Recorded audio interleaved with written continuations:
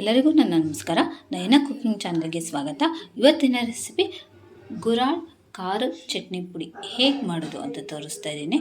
ತುಂಬಾ ಟೇಸ್ಟಿಯಾಗಿರುತ್ತೆ, ತುಂಬಾ ರುಚಿಯಾಗಿರುತ್ತೆ. ಇದು ರೊಟ್ಟಿ, ಚಪಾತಿ, ಅನ್ನಕ್ಕೆ ಸಖತ್ ಕಾಂಬಿನೇಷನು. ನೀವು ಇದನ್ನು 1 ತಿಂಗಳ ಕಾಲ ಸ್ಟೋರ್ ಮಾಡಿ, ಒಂದು ಡಬ್ಬದಲ್ಲಿ ಸ್ಟೋರ್ ಮಾಡಿ, ಗಾಳಿ ಆಡದೇ ಇರುವಂತಹ ಒಂದು ಡಬ್ಬದಲ್ಲಿ ಸ್ಟೋರ್ ಮಾಡಿ ಇಡ್ಬೋದು. ಇದು 1 ತಿಂಗಳ ಕಾಲ ನೀವು ಉಪಯೋಗಿಸ್ಬೋದು, ಹಾಳಾಗಲ್ಲ.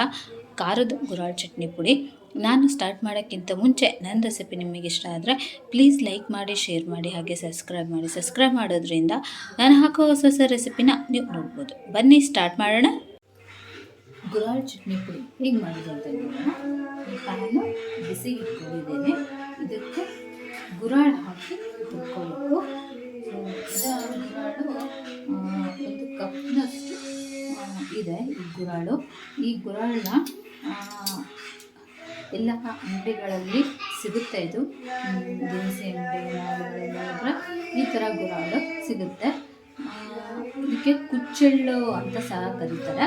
ಕುಚ್ಚೆಳ್ಳಿನ ಪುಡಿ, ಕುಚ್ಚೆಳ್ಳಿನ ಚಟ್ನಿ ಪುಡಿ ಅಥವಾ ಗುರಾಳ್ ಚಟ್ನಿ ಪುಡಿ ಅಂತ ಸಹ ಕರೀತಾರೆ. ಸೊ ಈ ಥರ ಬ್ಲ್ಯಾಕ್ ಕಲರಲ್ಲಿ ಈ ಥರ ಇರುತ್ತೆ. ಇದರಲ್ಲಿ ಹಳ್ಳಗಳು ಜಾಸ್ತಿ ಇರುತ್ತೆ.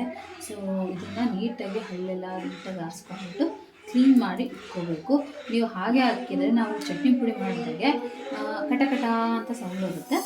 ಇದನ್ನು ಒಂದು ಪ್ಯಾನ್ ಬಿಸಿಗೆ ಇಟ್ಕೊಂಡಿದ್ದೀನಿ. ಇದಕ್ಕೆ ಬಿಸಿಗೆ ಇಟ್ಕೊಂಡ್ಬಿಟ್ಟು ಸಣ್ಣ ಉರಿಯಲ್ಲಿ ಇದು ಫ್ರೈ ಆಗಬೇಕು. ಇದು ನಮಗೆ ರೋಸ್ಟ್ ಆಗಬೇಕು, ಕೆಂಪಗಾಗಬಾರ್ದು. ಚಟಪಟ ಅಂತ ಸಿಡಿಯುತ್ತಲ್ಲ, ಸೊ ಅಲ್ಲಿವರೆಗೂ ಇದನ್ನು ನೀಟಾಗಿ ಫ್ರೈ ಮಾಡ್ಕೋಬೇಕು. ತುಂಬ ಚೆನ್ನಾಗಿರುತ್ತೆ ಈ ಚಟ್ನಿ ಪುಡಿ, ಮಾತ್ರ ಸೂಪರಾಗಿರುತ್ತೆ. ಚಪಾತಿ, ರೊಟ್ಟಿ, ಅನ್ನಕ್ಕೆ ಸಕ್ಕತ್ತಾಗಿರುತ್ತೆ ಈ ಗುರಾಳ್ ಚಟ್ನಿ ಪುಡಿ. ಈ ಥರ ಸಣ್ಣ ಉರಿಯಲ್ಲೇ ಫ್ರೈ ಮಾಡ್ಕೋಬೇಕು. ಸೀದೋಗೋ ಥರ ಮಾಡ್ಕೋಬೇಡಿ.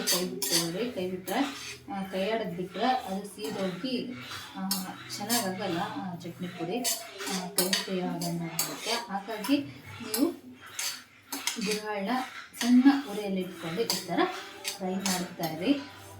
ಖಾರದ ಗುರಾಳ್ ಚಟ್ನಿ ಪುಡಿ ತೋರಿಸ್ತಾ ಇದ್ದೀನಿ. ಇದನ್ನು ಸಣ್ಣ ಉರಿಯಲ್ಲಿ ಚಟಪಟ ಅನ್ನಬೇಕು, ಅಲ್ಲಿವರೆಗೂ ಫ್ರೈ ನೋಡಿ. ಇವಾಗ ಇದು ಈ ಥರ ಸಿಡಿತಾ ಇದೆ. ಈ ಥರ ನೋಡಿ, ಚಟಪಟ ಅಂತ ಸಿಡಿತಾ ಇದೆ ಅಲ್ಲ, ನೀವು ಕೇಳಿಸ್ತಾ ಇರ್ಬೋದು. ಸೊ ಈ ಥರ ಫ್ರೈ ಮಾಡ್ಕೋಬೇಕು ಸಣ್ಣ ಉರಿಯಲ್ಲೇ. ನೋಡಿ, ಇಷ್ಟು ಫ್ರೈ ಆದರೆ ಸಾಕು. ಸೊ ಇದನ್ನು ಒಂದು ಪ್ಲೇಟಿಗೆ ತೆಗಿತಾ ಇದ್ದೀನಿ.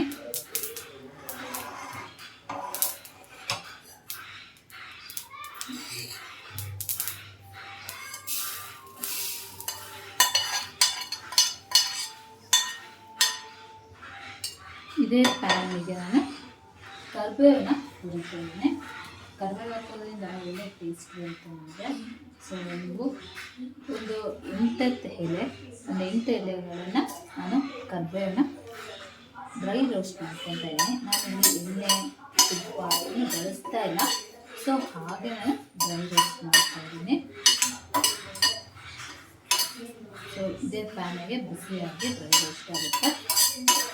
ಸೊ ಅದಕ್ಕೆ ಫ್ರೈ ಮಾಡ್ಕೋಬೇಕು. ಇವಾಗ ಸೊ ಇದು ಡ್ರೈ ರೋಸ್ಟ್ ಆಗಿದೆ. ಸೊ ಇದನ್ನು ಆಫ್ ಮಾಡ್ತಾ ಇದ್ದೀನಿ. ಸೊ ನಾನು ಗುರಾಳು ಉದ್ದು ಒಂದು ಪ್ಲೇಟಲ್ಲಿ ಇಟ್ಕೊಂಡಿದ್ದಲ್ಲ, ಸೊ ಅದೇ ಇದಕ್ಕೆ ಇದನ್ನು ಸಹ ಹಾಕ್ತಾಯಿದ್ದೀನಿ. ಕರಿಬೇವನ್ನ ಇದು ಸ್ವಲ್ಪ ಆರಬೇಕು. ಆರಿಂದ ಇದನ್ನು ಎಲ್ಲ ಸಾಮಾನುಗಳು ಹಾಕ್ಬಿಟ್ಟು ಪೌಡ್ರ್ ಮಾಡಬೇಕು. ಇದನ್ನು ಆರಕ್ಕೆ ಒಂದು ಮಿಕ್ಸಿ ಜಾರ್ ತೊಗೊಂಡಿದ್ದೀನಿ. ಇದಕ್ಕೆ ಇವಾಗ ಇದು ಆರಿದೆ. ಸೊ ಸ್ವಲ್ಪ ಬೆಚ್ಚಗಿರಬೇಕು, ಕಂಪ್ಲೀಟಾಗಿ ಆರಬಾರ್ದು. ಸೊ ಕರಿಬೇವು ಮತ್ತು ಇದನ್ನು ಮಿಕ್ಸಿ ಜಾರ್ಗೆ ಹಾಕ್ತಾಯಿದ್ದೀನಿ.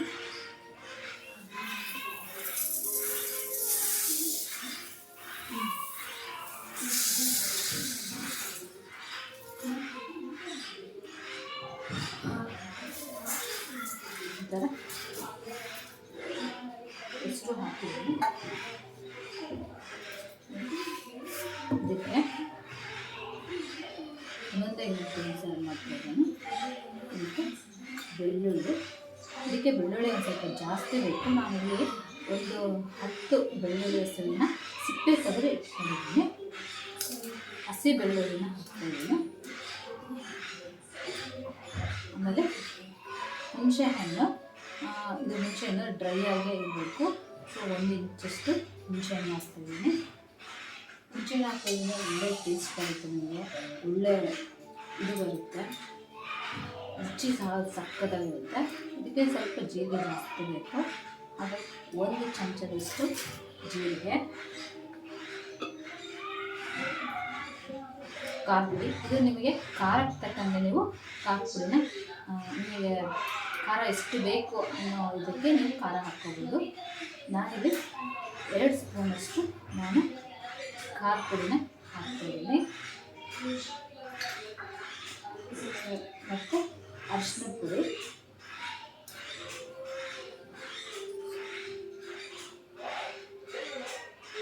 ಅರ್ಧ ಸ್ಪೂನಷ್ಟು ಅರಿಶಿನ ಪುಡಿ, ಬೆಲ್ಲ. ಇದು 1 ಸ್ಪೂನಷ್ಟು ಬೆಲ್ಲ ಇದೆ. ಬೆಲ್ಲ ಹಾಕೋದ್ರಿಂದ ನಮಗೆ ಒಳ್ಳೆ ಟೇಸ್ಟ್ ಬರುತ್ತೆ. ಆಮೇಲೆ ರುಚಿಗೆ ತಕ್ಕಷ್ಟು ಉಪ್ಪು,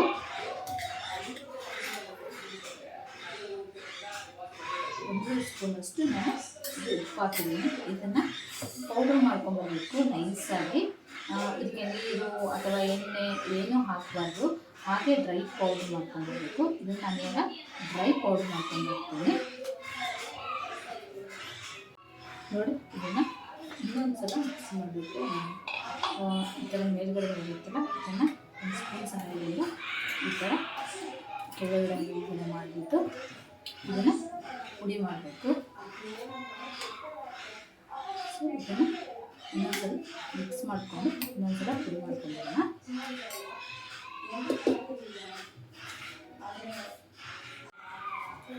ಇವಾಗ ಇದು ಆಗಿದೆ ನೋಡಿ, ಯಾವ ರೀತಿ ಕಲರ್ ಬಂದಿದೆ ಅಂದ್ಬಿಟ್ಟು. ತುಂಬ ಚೆನ್ನಾಗಿ ಕಲರ್ ಬಂದಿದೆ ನೋಡಿ.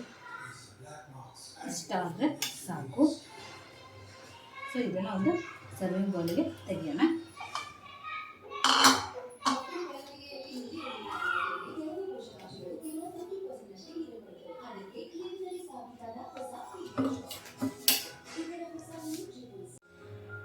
ನೋಡಿ, ಇವಾಗ ಗುರಾಳ್ ಖಾರದ ಚಟ್ನಿ ಪುಡಿ ರೆಡಿಯಾಗಿದೆ. ಎಷ್ಟು ಚೆನ್ನಾಗಿ ಕಾಣಿಸ್ತಾ ಇದೆ ಅಂದ್ಬಿಟ್ಟು ನೋಡ್ತಾ ಇರ್ಬೋದು. ತುಂಬಾ ಟೇಸ್ಟಿಯಾಗಿ ಸಹ ಇರುತ್ತೆ, ತುಂಬಾ ರುಚಿಯಾಗಿರುತ್ತೆ. ಇದು ನಾವು ರೊಟ್ಟಿ, ಚಪಾತಿ, ಅನ್ನಕ್ಕೆ ಇದನ್ನು ಊಟ ಮಾಡ್ಬೋದು. ಸಖತ್ತಾಗಿರುತ್ತೆ. ಅನ್ನಕ್ಕೆ ತುಪ್ಪ ಹಾಕ್ಕೊಂಡು ಊಟ ಮಾಡ್ತಾಯಿದ್ರೆ ಸಖತ್ ಟೇಸ್ಟ್ ಮಾತ್ರ. ಸಾರು ಬೇಡ, ಏನು ಬೇಡ, ರೊಟ್ಟಿಗೆ ಸ್ವಲ್ಪ ಮೊಸರು ಅಥವಾ ತುಪ್ಪ ಹಾಕ್ಕೊಂಡು ತಿಂತಾಯಿದ್ರೆ ಸಖತ್ ಟೇಸ್ಟ್ ಕೊಡುತ್ತೆ ಈ ಖಾರದ ಗುರಾಳ್ ಚಟ್ನಿ ಪುಡಿ. ನೀವು ಸಹ ಮನೇಲಿ ಒಂದ್ಸಲ ಟ್ರೈ ಮಾಡಿ ನೋಡಿ ಹೇಗಿತ್ತು ಅಂತ ನನಗೆ ಕಮೆಂಟ್ ಬಾಕ್ಸಲ್ಲಿ ತಿಳಿಸಿ. ನನ್ನ ರೆಸಿಪಿ ನಿಮಗೆ ಇಷ್ಟ ಆದರೆ ಪ್ಲೀಸ್ ಲೈಕ್ ಮಾಡಿ, ಶೇರ್ ಮಾಡಿ, ಹಾಗೆ ಸಬ್ಸ್ಕ್ರೈಬ್ ಮಾಡಿ. ಸಬ್ಸ್ಕ್ರೈಬ್ ಮಾಡೋದ್ರಿಂದ ನಾನು ಹಾಕೋ ಹೊಸ ಹೊಸ ರೆಸಿಪಿನ ನೀವು ನೋಡ್ಬೋದು. Thank you.